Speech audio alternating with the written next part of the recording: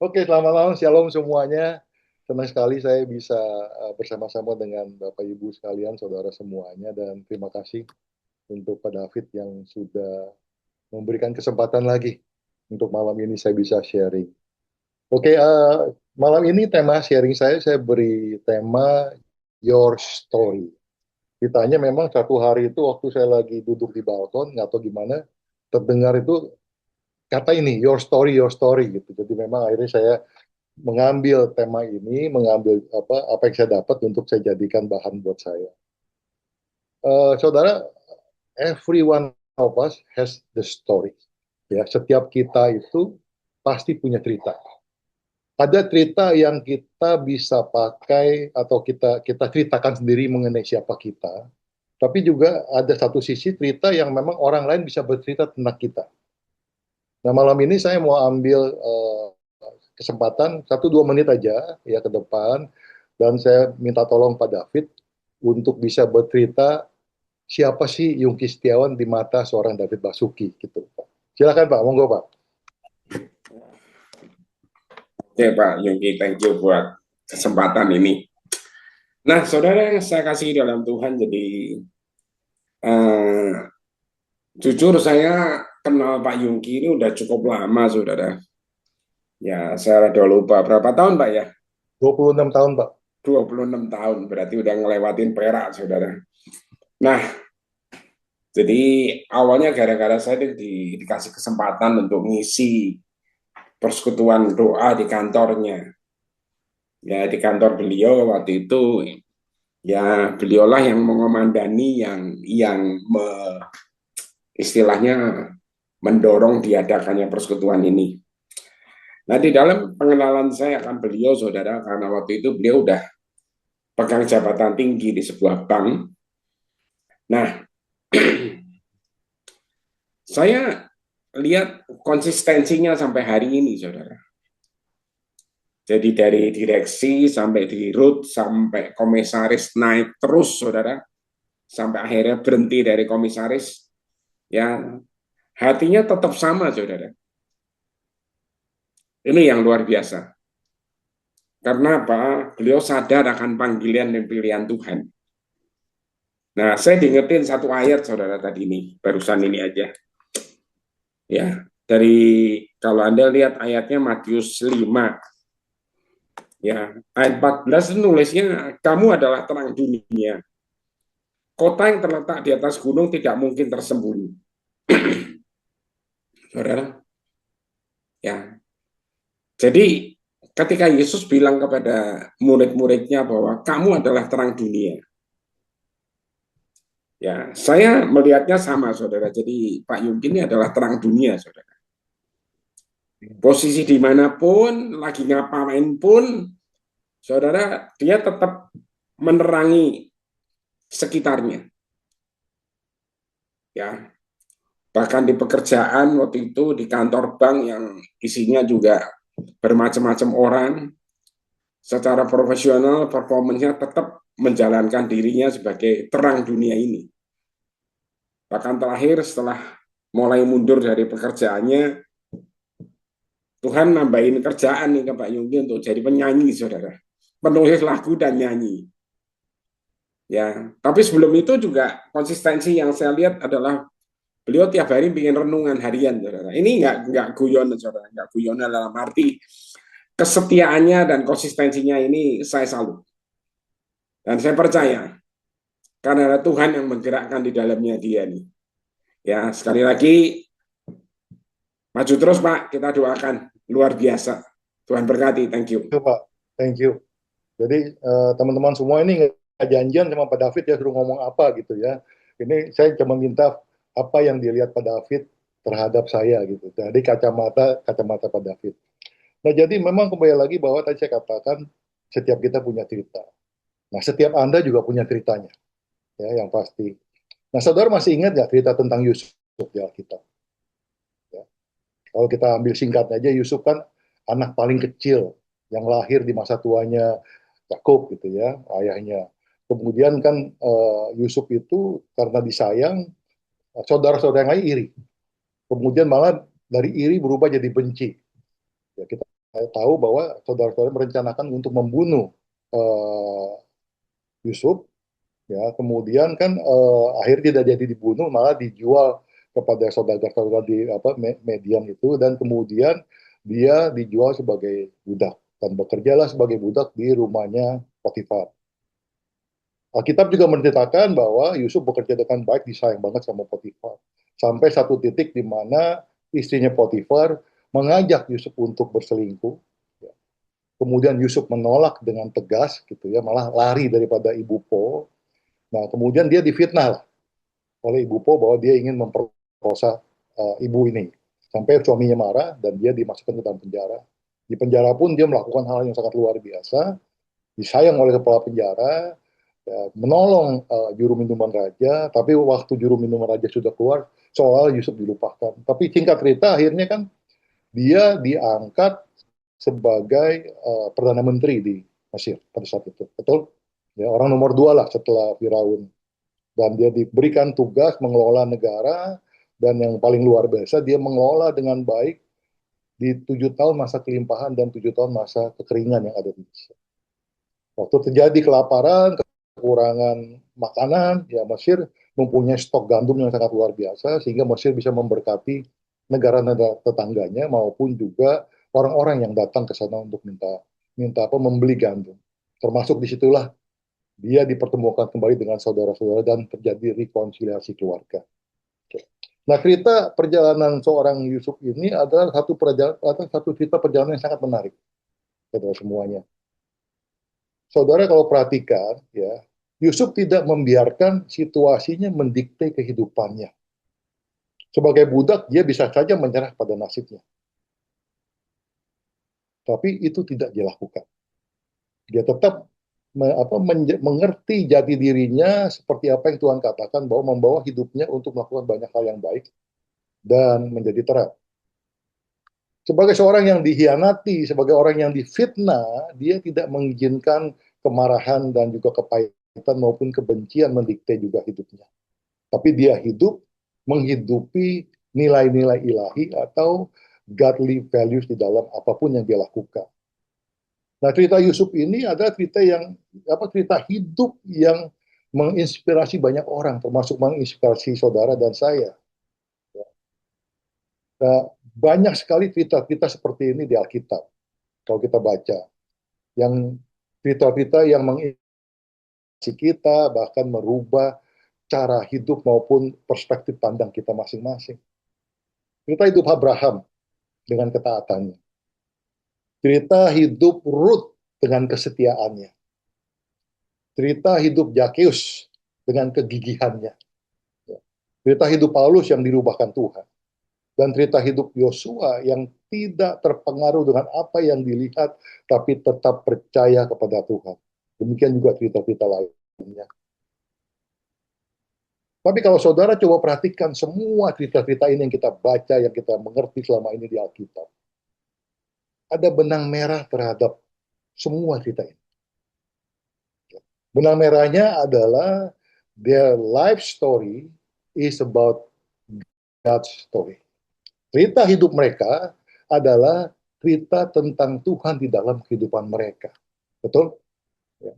Nah, semua yang diceritakan itu bukan hanya tentang mereka, tetapi tentang Tuhan, tentang kuasa Tuhan, tentang penyertaan Tuhan, dan tentang pekerjaan tangan Tuhan atas kehidupan mereka masing-masing. Amin.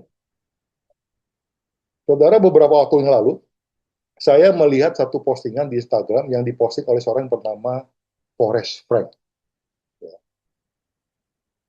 Saya mau tanya nih, di sini ada yang kenal Forrest Frank nggak? Ada yang tahu Forrest Frank nggak? Kalau ada mungkin lambaikan tangan atau pakai emoticon gitu ya, emoticon kasih tahu saya. Dan memang setelah saya berbicara dengan banyak orang, nggak banyak orang tahu yang namanya seorang Forrest Frank. Ya. Dia adalah seorang penyanyi, penulis lagu, dan juga produser Christian Contemporary Music. Nah, di dalam postingan tersebut, Forrest Frank memposting konsernya yang dihadiri oleh puluhan ribu penggemarnya, yang terdiri dari remaja, dewasa muda, bahkan juga anak-anak. Nah, saya akan ajak saudara untuk melihat video ini sebentar. Tolong Ernie diputarkan video yang pertama.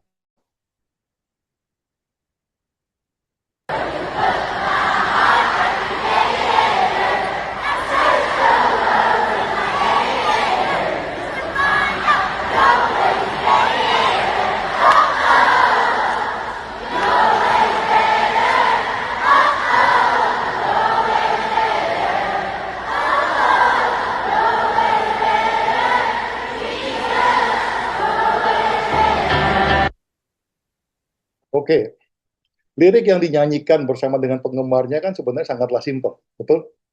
Jadi dikatakan kan, oh oh your way with better, oh oh your way better, oh oh Lord your way better, Jesus your way better. Nah mungkin sepintas kalau kita tadi lihat video ini kan terlihatnya sangat biasa-biasa saja. Mungkin juga seperti konser-konser musik rohani dan lain-lain gitu. Tapi waktu saya nonton video ini berulang kali, ya, saya berkata kepada diri sendiri, Bapak Ibu sekalian, ini kan sama seperti yang Tuhan Yesus katakan, yang tadi disebutkan oleh Pak David. Yang pertama tadi, engkau adalah terang dunia. Matius 5 ayat 14. Kemudian yang kedua adalah terangmu harus bercahaya melalui perbuatanmu yang baik, sehingga orang-orang dapat melihat dan memuliakan Bapamu di surga. Waktu saya lihat video ini yang pertama kali terbesit dalam pikiran saya, ya. Dan saudara kalau lihat, Forest Frank itu kan mengajak ribuan remaja, anak-anak, dewasa muda untuk mengenal Tuhan. Dan menyanyikan bersama bahwa jalan Tuhan dan cara Tuhan adalah yang terbaik. Lebih baik dari apapun yang ada di dunia ini. Dan he's talking, dia berbicara dengan puluhan ribu anak-anak, remaja, dewasa muda. Isn't this something gitu? Bukan ini sesuatu yang sangat luar biasa. Saya ajak saudara juga untuk lihat lagi video yang kedua. Yang bisa kelihatan nih remaja anak-anaknya. Tolong diputarkan R-nya video kedua.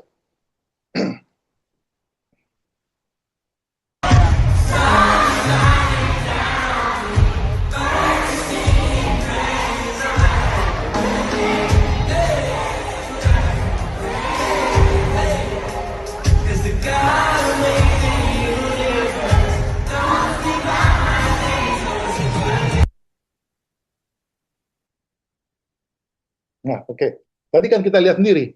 Yang ada tuh isinya tuh remaja sama anak-anak. Ya, kita di sini yang selalu memikirkan bagaimana kita bisa mendidik anak-anak ini untuk bisa mengenal Tuhan lebih dalam lagi. Nah, apa yang dilakukan Forest Frank itu kan dia menanamkan benih-benih penting kehidupan.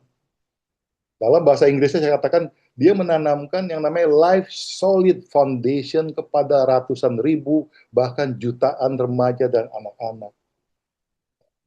Nah, kalau saudara mencoba untuk membuka Spotify dan mencari Forest Frank, ya, kita bisa semua melihat bahwa lagu-lagu Forest Frank ini memberkati dan didengarkan oleh sekitar 8 juta pendengar setiap bulannya. 8 juta pendengar.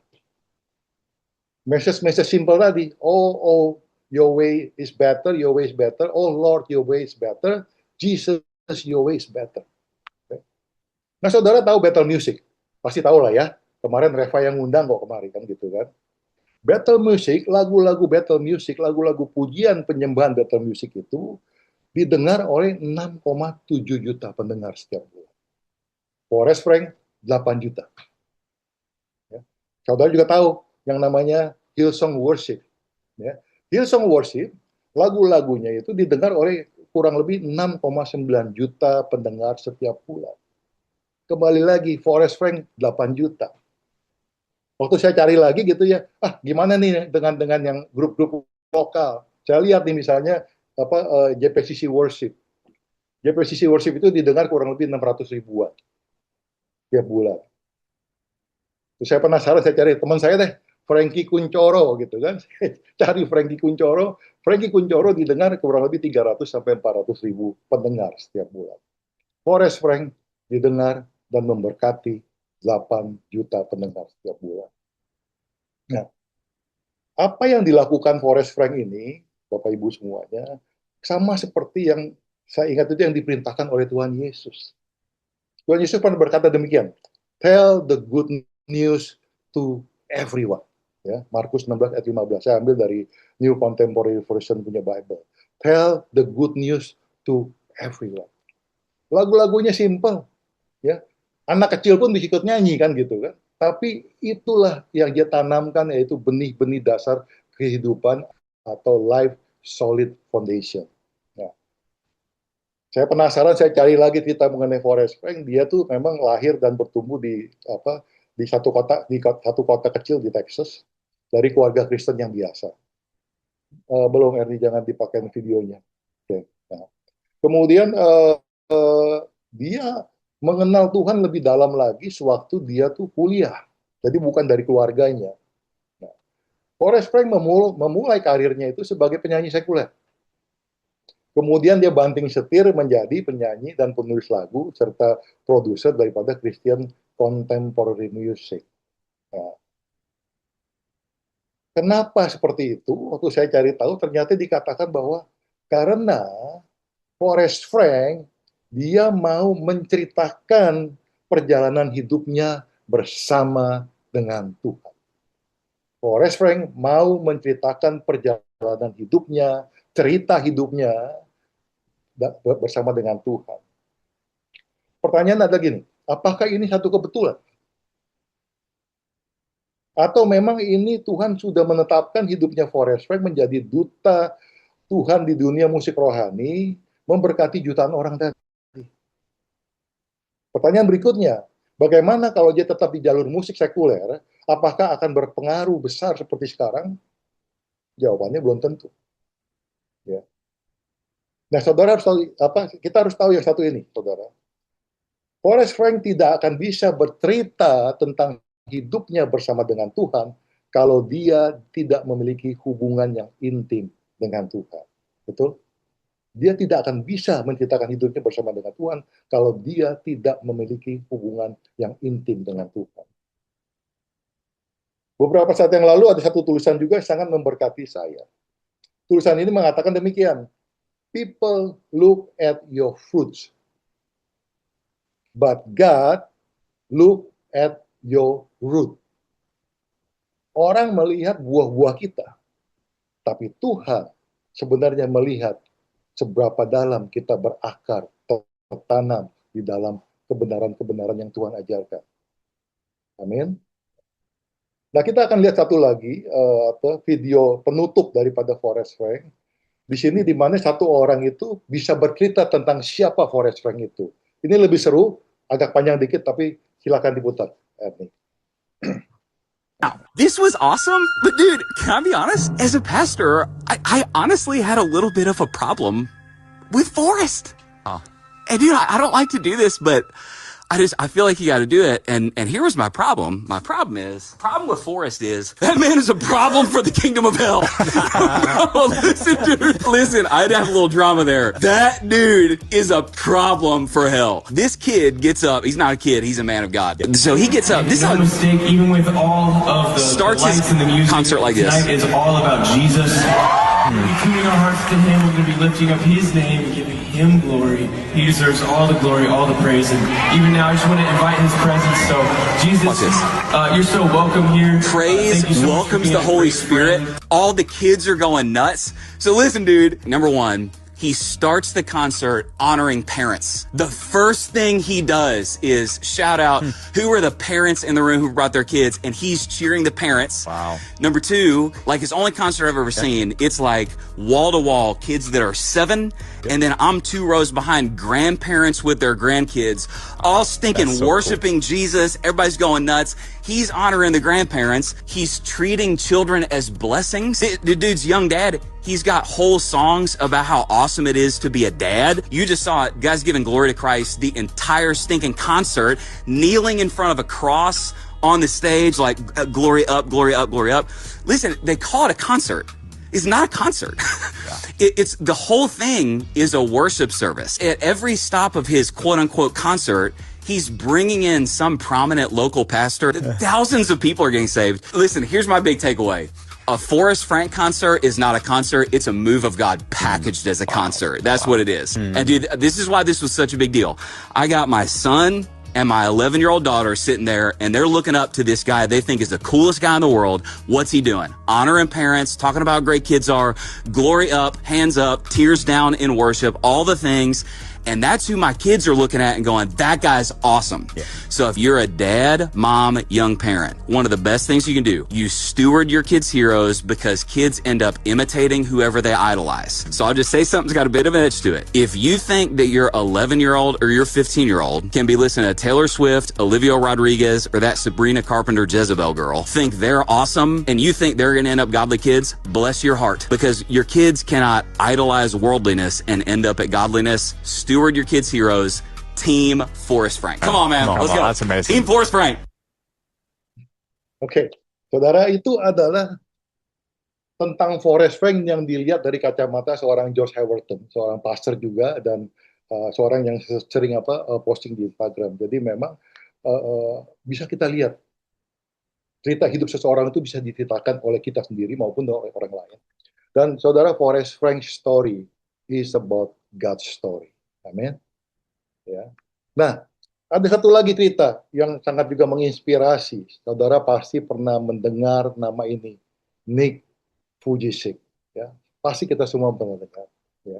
Nick lahir di Australia, ya, tapi dia lahir dengan penyakit yang disebut tetra amelia syndrome. Penyakit langka yang menjadikan penyandang lahir cacat, penyandangnya lahir cacat, tanpa lengan, atau tanpa kaki, atau tanpa kedua-duanya. Ya, mungkin Ernie bisa tayangkan juga slide yang tadi itu. Nah, inilah seorang Nick Vujicic, ya, tanpa lengan, tanpa kaki. Ya. Hidup bagi Nick tentunya tidaklah mudah dan mungkin sangat-sangat sulit. Ya. Coba bayangkan seorang hidup tanpa lengan, tanpa kaki. Yang saya bayangkan itu hidupnya Nick itu mengalami berbagai masalah, berbagai kepedihan, berbagai kepahitan, berbagai depresi, frustasi, bahkan dia tuh dibully, diejek, dan dia juga dijauhi oleh teman-teman sebayanya dan juga orang-orang banyak. Ya. Nick bercerita bahwa di masa kecilnya itu dia mengalami yang namanya social isolation, dijauhi oleh orang-orang. Nah, Nick pada umur 10 tahun, dia mencoba mengakhiri hidupnya dengan bunuh diri. Dia mau bunuh diri waktu umur 10 tahun. Dia melihat bahwa hidupnya tidak ada harapan, dia melihat hidupnya akan terus bergantung kepada orang dan keluarganya. Dia melihat juga hidupnya akan menjadi beban. Ya. Cerita yang sangat-sangat menyedihkan, Bapak Ibu semuanya. Namun akhirnya dia nggak jadi bunuh diri karena dia akhirnya bersadar bahwa kalau dia bunuh diri, kematiannya akan membuat orang tuanya lebih menderita lagi. 3 tahun kemudian, pada umur 13 tahun, ya, Nick mulai belajar untuk bersyukur kepada Tuhan. Ya, kita catat semuanya di sini bahwa dia mulai belajar untuk bersyukur kepada Tuhan. It's a turning point, titik baliknya seorang Nick Vujicic. Dia bersyukur untuk apa yang dia bisa lakukan daripada berfokus kepada kondisi dan penyakit yang dia alami. Itu langkah awal pertama. Nah, pada saat itu, saudara, di sekolahnya itu ada seorang janitor, seorang pembersih, ya, seorang cleaning service, gitu hari ini kita panggilnya. Orang ini yang terus-menerus itu selalu mendorong Nick untuk bisa berani dan mulai membagikan cerita perjalanan hidupnya dan perjuangan hidupnya kepada teman-teman di sekolah. Seorang janitor, bukan guru sekolah, ya, bukan seorang teman, tapi seorang janitor. Nah, hal ini akhirnya membuat Nick sadar bahwa ternyata dia memiliki talenta dan kemampuan khusus untuk menginspirasi dan memotivasi orang. Pertanyaannya lagi, Bapak Ibu semua, saudara semua, apakah ini satu kebetulan? Kok ada seorang janitor yang bisa terus-menerus mendorong Nick untuk seperti itu? Atau memang ini sesuatu yang diinisiasikan, direncanakan Tuhan untuk hidup seorang Nick Vujicic? Nah, pada umur 15 tahun, Nick menyerahkan hidupnya kepada Tuhan. 15 tahun, 2 tahun kemudian. Nah, fondasi spiritual inilah yang menjadi pilar utama dari semua pesan-pesan Nick kepada semua orang. Ya. Dan kita tahu bahwa pesan-pesan yang sampaikan itu semuanya adalah nilai-nilai ilahi atau God values yang dia belajar dari Tuhan mengenai kebenaran tersebut. Nah, saudara, hari ini Nick katanya sudah mengunjungi lebih daripada 70 negara. Siapa di sini yang bisa seperti Nick mengunjungi lebih dari 70 negara? Saya rasa nggak ada ya. Ya. Tapi seorang Nick dengan tanpa lengan, dengan tanpa kaki, dia sudah mengunjungi lebih dari 70 negara dan berbicara lebih dari jutaan orang, termasuk pemimpin-pemimpin dunia. Luar biasa bukan, gitu ya. Nah, coba tayangkan Ernie slide yang berikutnya, yang slide feature slide yang kedua. Oke. Saudara lihat di sini, mungkin gambarnya nggak gitu jelas, nggak gitu tajam, tapi terlepas dari keterbatasannya, ya, Nick membuktikan dia sanggup melakukan banyak hal. Tidak seperti apa yang orang lain pikirkan bahwa hidupnya tidak mempunyai masa depan. Ya. Dia menjadi pembicara yang sangat inspiratif. Nick adalah motivator yang luar biasa. Ya. Dia bisa berenang, kita lihat juga, malah diving gitu ya. Kemudian dia bisa surfing, ya, kita lihat juga di gambar ada. Dia bisa skydiving, lompat dari pesawat terjun ke bawah, sampai kapanpun saya nggak berani, gitu ya. Tapi dia berani, gitu ya. Kemudian dia bisa painting, dia bisa mengetik, dan luar biasanya dia sudah berkeluarga 4 orang anak. Semuanya normal, tidak ada yang cacat. Nick juga menulis banyak buku, ya. Beberapa di antaranya menjadi international best selling book. Nah, ada yang kita harus belajar dari Nick, Bapak Ibu sekalian. Ya. Filosofi yang Nick pakai itu adalah seperti ini. Dia katakan, walaupun kita tidak mendapat mujizat seperti apa yang kita doakan, kita bisa memilih untuk menjadi mujizat bagi orang lain. Filosofi yang sangat luar biasa. Nick memakai hidupnya untuk membuktikan keterbatasan tidaklah membatasi dia. Justru keterbatasan bisa merubah atau dirubah menjadi powerful purpose in life bersama dengan Tuhan. Amin. Nah, saudara, Nick yang dilihat orang dan mungkin juga dilihat oleh keluarga-keluarganya sebagai orang yang tidak memiliki masa depan. Tuhan bisa membuktikannya dengan cerita yang berbeda. Amin. Tuhan bisa membuktikan dengan cerita yang berbeda. Nah, firman Tuhan juga berkata demikian. Nah, ini sesuatu yang sangat-sangat juga menjadi rema bagi hidup saya. Dikatakan begini, apa yang tidak pernah atau didengar oleh manusia, tidak pernah dilihat dan didengar oleh manusia, dan yang tidak pernah timbul dalam pikiran manusia, itulah yang disediakan Allah untuk orang-orang yang mengasihi Dia. 1 Korintus 2 ayat 9 saya ambil dari Alkitab BIMK. Itulah yang terjadi dalam kehidupan seorang Nick Vujicic. Kembali lagi, Nick story, sama seperti Forrest Frank. Nick story is about God's story. Cerita hidupnya seorang Nick adalah cerita tentang Tuhan. Amin. Ya. Ada quote yang saya pernah lihat itu, ya, dia dituliskan demikian. Your life is your story. Write it well. Hidup Anda adalah cerita Anda. Tulislah dengan benar.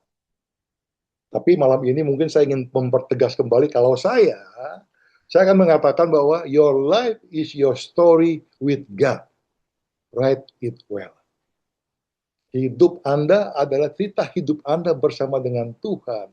Tulislah dengan baik dan benar.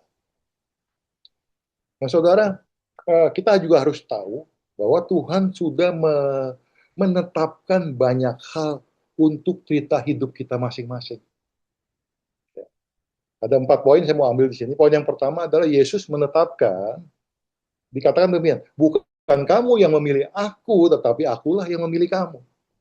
Dan aku telah menetapkan kamu supaya kamu pergi dan menghasilkan buah dan buahmu itu tetap. Yohanes 15 ayat 16. Is anyone would like to challenge this?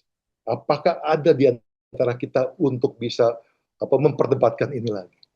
Buat saya ini adalah satu ketetapan, bukan lagi suatu opsi untuk kita. Ya, ini ketetapan. Kemudian juga yang poin kedua, Yesus mengatakan bahwa akulah pohon anggur dan kalian cabang-cabangnya. Orang yang tetap bersatu dengan aku dan aku dengan dia akan berbuah banyak, sebab tanpa aku kalian tidak dapat berbuat apa-apa. Yohanes 5 ayat 5. Saudara ingat quote tadi yang saya katakan. People look at your fruits, but God look at your root. Orang melihat buah-buah Anda. Tetapi Tuhan, yang dilihat Tuhan adalah seberapa dalam kita berakar di dalam kebenaran-kebenaran yang diajarkan. Amin. Dan poin yang ketiga, Yesus menetapkan juga di sini bahwa kamu adalah terang dunia, tadi yang Pak David katakan. Terangmu harus bercahaya, terangmu harus bercahaya di depan orang supaya mereka melihat perbuatanmu yang baik dan memuliakan Bapamu di surga. Artinya apa? Kita semua ditetapkan untuk menjadi orang-orang yang melakukan kebenaran sepanjang hidup kita. Ada amin. Dan poin yang keempat, firman Tuhan juga mengatakan demikian. Allah telah memberikan bakat-bakat, talenta-talenta, atau karunia-karunia khusus, ya karunia-karunia khusus kepada saudara masing-masing. Pergunakanlah bakat-bakat itu, talenta-talenta itu, karunia-karunia itu untuk saling menolong dan salurkan berkat Allah yang bermacam-macam itu kepada orang lain. 1 Petrus 4 ayat 10 dari Alkitab firman Allah yang hidup.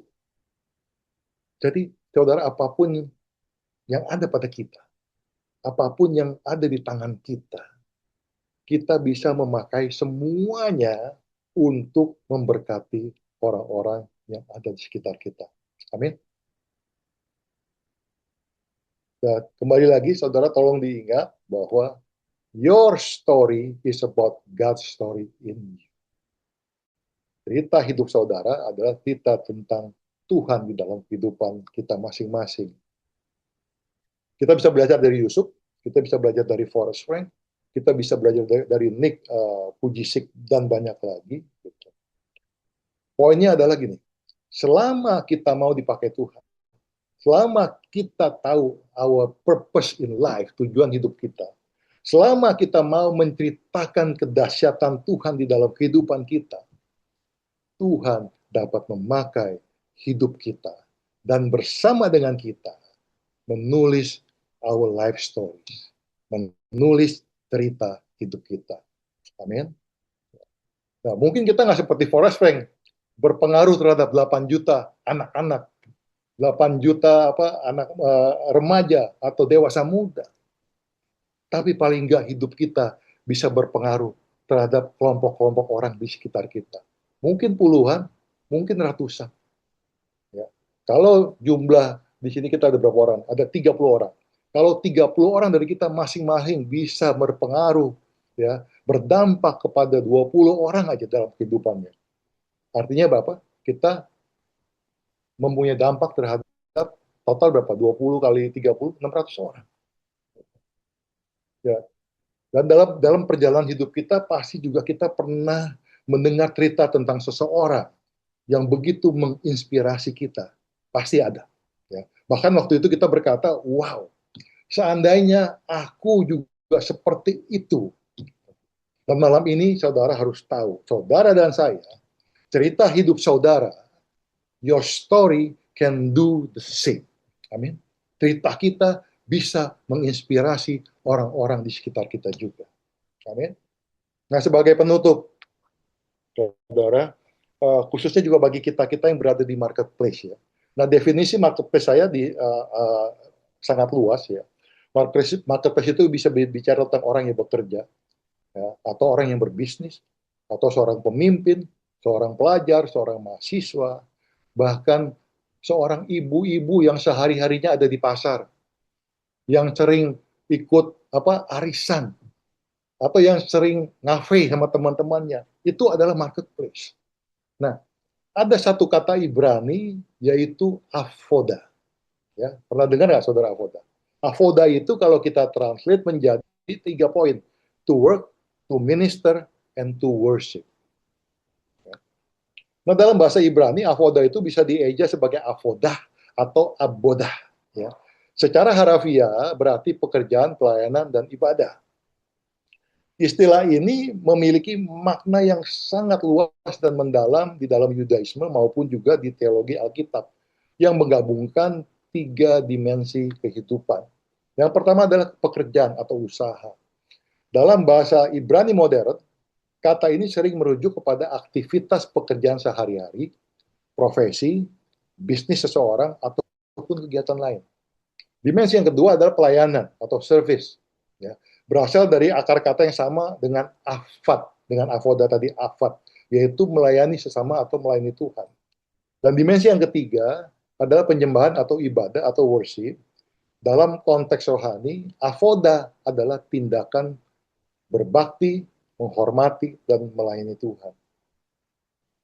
Nah, konsep ini mengajarkan kepada kita semua bahwa pekerjaan dan aktivitas kita tidaklah terpisah dari kehidupan spiritual kita. Amin. Segala bentuk pekerjaan atau kehidupan dan pelayanan yang dilakukan dengan sungguh-sungguh, dengan baik, dengan benar, dan untuk kemuliaan Tuhan, semua itu dianggap sebagai bentuk ibadah yang sejati. Nah, bagi orang Yahudi, hidup dan bekerja adalah untuk melayani dan memuliakan Tuhan.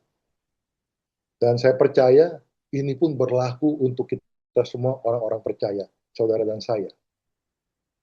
Jadi mari pakai hidup kita, keberadaan kita, pekerjaan kita, bisnis kita, aktivitas kita, untuk kita terus-menerus melayani Tuhan dan memuliakan Tuhan. Amin. Ada seorang senior banker atau senior investment banker dari South Africa, dari Afrika Selatan, bernama Ken Costa. Apa yang dia tulis itu juga sangat membekas di dalam diri saya. Ken Costa mengatakan demikian, my workstation is my worship station. My workstation is my worship station. Dengan kata lain, dia bilang tempat kerja saya, meja kerja saya adalah tempat saya memuliakan dan menyembah Tuhan. Jadi seorang Ken Costa ini mengerti betul hidupnya adalah avoda. Saudara, everything comes from him. Everything happens through him. And everything ends up in him. Roma 11 ayat 36. Segala sesuatu adalah dari dia dan oleh dia dan kepada dia. Bagi dialah kemuliaan sampai selama-lamanya. Amin. Your story is God's story with you or in you. Write it well. Cerita saudara, cerita hidup saudara adalah cerita tentang Tuhan di kehidupan saudara. Tulislah dengan baik, dengan benar. Amin. Yuk kita berdoa. Bapa yang di surga, terima kasih, kami bersyukur kalau malam ini kami belajar sesuatu yang baru. Bagaimana kami bisa menulis cerita hidup kami dengan baik bersama dengan Engkau. Karena apapun di dalam cerita hidup kami, semuanya itu ada cerita tentang Engkau yang berjalan dengan kami di dalam hidup kami. Tuhan terus tuntun tangan kami, terus bimbing setiap perjalanan kami, langkah-langkah kami ke depan. Limpahkan hikmat, limpahkan pengertian dan kebenaran untuk kami lakukan dalam hidup kami. Sehingga apapun yang kami lakukan, kami berdampak. Apapun yang kami lakukan, kami memuliakan nama. Terima kasih Tuhan Yesus untuk malam ini. Dalam nama-Mu, kami sudah berdoa dan bersyukur. Haleluya. Amin.